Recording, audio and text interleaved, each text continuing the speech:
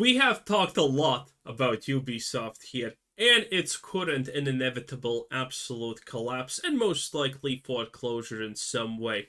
Skull and Bones, Star Wars Outlaws, and soon Assassin's Creed Shadows, which is going to be probably the biggest nail in the coffin, honestly. Just talking about Skull and Bones and the disaster of Star Wars Outlaws, Ubisoft most likely is already minus 500 million ish in debt. Yes. Beautiful, I know. Those words warm my heart. Thinking about something like that just makes me tingle inside. Because what is flammable will burn one day, and Ubisoft has been flammable for a very, very long time. And when Assassin's Creed Shadows comes out, that's gonna be it. That is gonna be it. Huge restructuring, huge changes, huge shift in everything is going to await Ubisoft because it is dead. It is already dead, and now we're just slowly going to see what happens to it afterwards. You know, in some ways, Ubisoft shutting down The Crew is a bit of a blessing in disguise because it did kickstart a conversation about the preservation of games. It is a Oh my god, I honestly hate the Crew discussion so much. First of all, I don't care. Almost no one cares. And third thing that people don't understand about this conversation, the Crew is 10 years old at this point. 10 years old for a game that's literally played by no one, the server still being up and not shut down, honestly is kind of unexpected. I would have thought that the crew server should have shut down like 5 years ago. Okay? You can blame Ubisoft for a lot of things, but shutting down the Crew after it has 0 players after 10 years, that's not something we should nail them to the cross for, okay? Honestly. discussion that's better had now than later when digital like really fully takes over enough where it becomes the kind of leading way to purchase products. When it comes to digital media, digital is already the leading way of purchasing. There's just no guarantee that it is something you'll be able to partake in forever, something you'll be able to gain access to forever. Digital media is under the control of the companies. You're beholden to the companies maintaining the services and licenses and whatnot. And so Ubisoft shutting down the Crew, they probably didn't expect the kinds of movements that would kickstart, like Stop Killing Games, which is essentially petitioning government entities to take action and enact laws that don't allow companies to just fully shut down a product and completely make it disappear from the face of the planet and steal it from people's libraries, which is what Ubisoft did when they shut down the Crew and announced this back in April of 2024. And a lot of headlines just weren't happy with this. It's straight up, what Engadget says here is what happened. It was a reminder that we own nothing as far as digital media is concerned. And this is an old game, and Ubisoft probably thought they could get away with this with few consequences, but it made a ripple effect, kickstarting the Stop Killing Games movement, and now we're... I'm sorry, but the Stop Killing Games movement literally accomplished nothing. Furthermore, when you look into the demands of the movement, because we actually did, it's kind of fucking stupid. Their demands are gonna have rippling effects in the future of the game industry, but they're thankfully not gonna happen. That would be very, very, very negative for us as the consumers. That whole movement is stupid. We're getting a situation where Ubisoft is getting sued for shutting down the Crew. This is 2 individual gamers who bought the game a few years ago, and they just felt duped that this game was essentially shut down and removed from the libraries. Well, they actually bought the physical version of the game, but even those versions are completely not functional because the game files aren't in the physical edition. They got essentially keys for the Crew instead of getting files that could be installed from the disk and the like, or accessed from the disk. And so this is the result. Yeah, been like that for years. Yeah. Ubisoft is getting sued, and the hope from the folks who are suing Ubisoft is that this becomes class action, which means a bunch of folks who have experienced something similar can join in the lawsuit and make this a more intense legal battle for Ubisoft. So this right here is news from November 11th, 2024 via news outlet Polygon. And it reads right here, Ubisoft released The Crew in December of 2014, so a decade ago, but shut its servers after a decade due to server infrastructure and licensing constraints. Factors that are outside of the customer's control and stuff that shouldn't impact whether a product that you paid money for should remain in your library or not. You know, just as, you know, if you were to buy a VHS or DVD or Blu-ray of a movie that, you know, had licensing issues and essentially expired on the digital side of things. When it comes to physical media, what's great about them is that you can still... It's different. I wish it wasn't different, but it is different. Yong, you absolute moron. Goddamn retard. This is so different. This is a licensing thing is way different. It's an online thing with a license. If you didn't want to deal with this shit, you shouldn't have bought the game in the first place. It's not no one's fault that you don't understand that these things can change, okay? Oh my lord, Yong, please. I haven't seen your perky, strangely round face in such a long time, and here you are, already making me mad. 3 minutes in, and you're already babbling retarded nonsense just to sound good for some bunch of people who are like, oh, damn good. Oh! Pain! Still anger! Keep those products, and you can still access them whenever you feel like it, which is why the preservation of physical media... Then fucking download a cracked version of them as a way to purchase products is still so important for media consumption.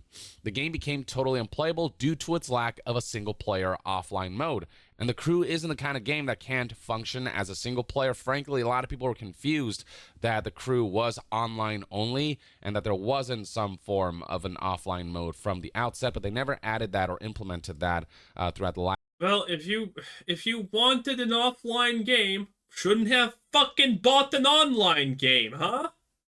God, I hate The Crew discussion so much. It literally boils my blood. Lifespan of the game, so when the game shut down, it went off. I mean, I'm here to hate on Ubisoft like any normal people is because it's funny. And it's interesting to see how that company of pure unadulterated trash just magically ruins everything they touch. But The Crew is the dumbest thing that... Bruh, seriously, what... You see an online game, and you're like, well, why isn't this fucking offline? You bought an online game. You literally chose to do so. And now you're complaining, why isn't it offline? You bought an online game, asshole. How dumb can you be? Offline completely, even though, you know, just with the way the game is designed, it is viable as something you can play on your own. Yeah, and everything that you can play solo is also viable online, but that's not. But they don't make these games. Ugh.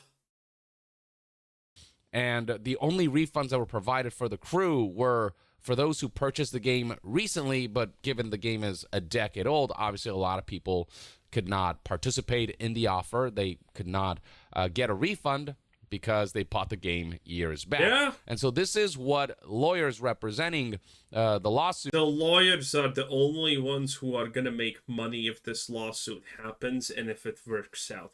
That's it. Everyone else, since this is a mass action lawsuit, is going to get $10 or something like that after 3 years if they win. The lawyers are just want to make money. And they will probably, because if they win. They are the only people who are going to benefit from it. Wrote, this is a lawsuit filed on November 4th in California, and among the quotes that Polygon reported include, imagine you buy a pinball machine and years later you enter your den to go play it only to discover that all the paddles are missing, the pinball and bumpers are gone, and the monitor that proudly displayed your unassailable high score is removed. Yeah. Do you pay for the servers that are running the game? No. Again, these are such bad comparisons. And also, I start to understand why Yong Yea said what he did at the start of the video, because it's in this article. He can't even make up his own analogies for what's happening. He literally is fucking blatantly ripping off the article without showing the article. And oh god, Young, you're such a dunce. You're ah. Turns out the pinball manufacturer decided to come into your home, gut the insides of the pinball machine, and remove your ability to play the game that you bought and thought you owned. That is essentially what this is. Just because they didn't physically enter your home to steal a product or a piece of media from you. Okay, let me give you an example how stupid this conversation to a degree is. To a degree. There are parts of this conversation that are actually valuable, but mostly it's stupid. Okay. Let's say you buy a thing, and this thing is your own. It's a physical thing, but, you know, it needs maintenance, and you can't do this maintenance. You don't have the parts, you don't have the knowledge. No one, in fact, in the world has the parts or the knowledge to fix this thing and upgrade it and make it work, except the company that made it. And then one day, the company that made it goes bankrupt. It literally stops existing. And your machine, in, 2-3 years, also stops working and it's completely dead.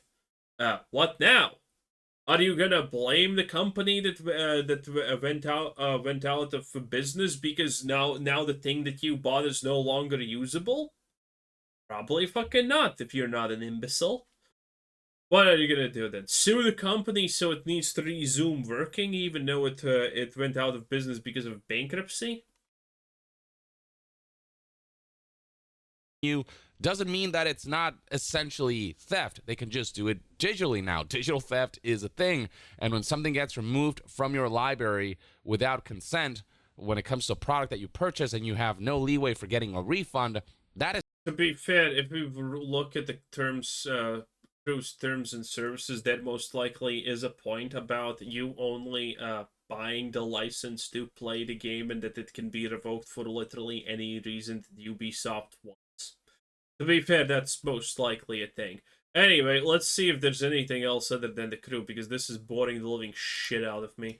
To admit that people who buy games are licensing that content, not buying it. They have to disclose that pretty clearly before a purchase is made. And so that's why if you go to Steam right now and purchase content through that, it's not a very clear licensing a product, but it doesn't... Yong, you're pissing me really off, Yong.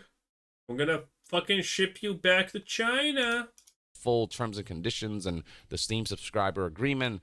And so this is not enough of a warning of what the implications of this is, but I guess it's a step in the right direction. The only storefronts that are exempt from this law are the ones where once you download a product, you can actually interact with it without any sort of DRM, without any sort of online restrictions, which is why GOG is allowed to make fun of Steam and fire some shots, stating things like, if only... Oh yeah, this conversation again. Wow, this is a shit video. Wow, this is a 0 out of 10.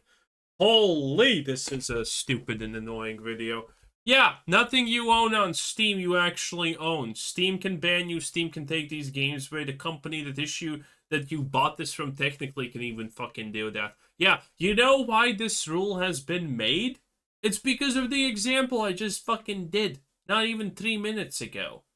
Because, okay, so you own the digital thing that you bought. Company goes out of business. You can no longer play that digital thing. So what now? Does that allow you to sue the company for not maintaining servers even though they're dead? Like, what happens now? It's just stupid. There was a storefront that actually lets you own your games. They're even going around pitching a similar warning as Steam provides now, except theirs is a lot more consumer friendly because this is how GOG actually functions. GOG can go suck a fat cock. I don't care about GOG. Literally no one does. Okay? I'm fine with not owning my games. I'm not some kind of person that's gonna replay everything I have on the Steam library forever. If something goes away, well, fucking sucks, but I'm not gonna cry myself to sleep because of it. Only slightly. So right here we have a screenshot them pitching the message: a purchase of a digital product on GOG grants you its offline installers, which cannot be taken away from you. What if GOG goes bankrupt and you no longer have access to download the installers from GOG though?